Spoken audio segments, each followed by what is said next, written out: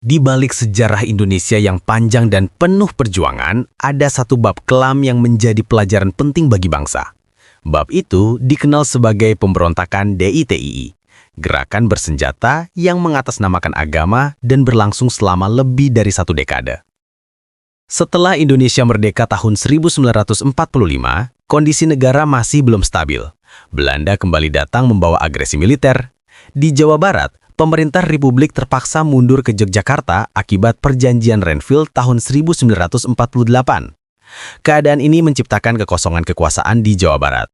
Di tengah situasi kacau itu, muncul seorang tokoh bernama Sekar Maji Marijan Kartosuwiryo, pemimpin gerakan Darul Islam. Ia menolak keputusan politik Indonesia saat itu dan menyatakan pendirian Negara Islam Indonesia pada 7 Agustus 1949.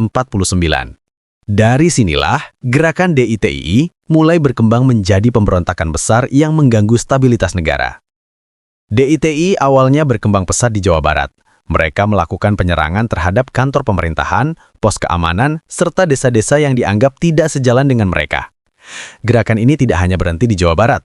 Ajaran Kartosuwiryo menyebar ke berbagai daerah lain seperti Aceh di bawah Daud Barueh, Kalimantan Selatan di bawah Ibnu Hajar, Sulawesi Selatan oleh Kahar Muzakar.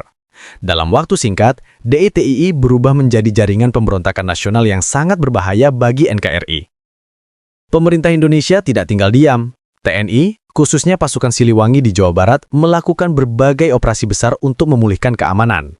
Salah satu operasi paling terkenal adalah Operasi Pagar Betis, strategi yang melibatkan rakyat untuk mempersempit ruang gerak pasukan DITII. Prajurit TNI harus menghadapi medan berat, hutan lebat, pegunungan terpencil, serangan gerilya yang tiba-tiba. Namun, secara perlahan, kekuatan DITII berhasil dipukul mundur. Puncaknya terjadi pada tahun 1962.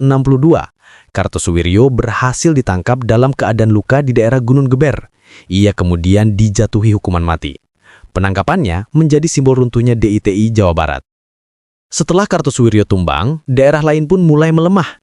DITII di Aceh, Sulawesi Selatan, dan Kalimantan Selatan satu persatu diselesaikan melalui operasi militer dan pendekatan dialog. Walaupun akhirnya DITII dinyatakan berakhir pada awal 1960-an, ideologi dan pola gerakannya menjadi perhatian serius pemerintah.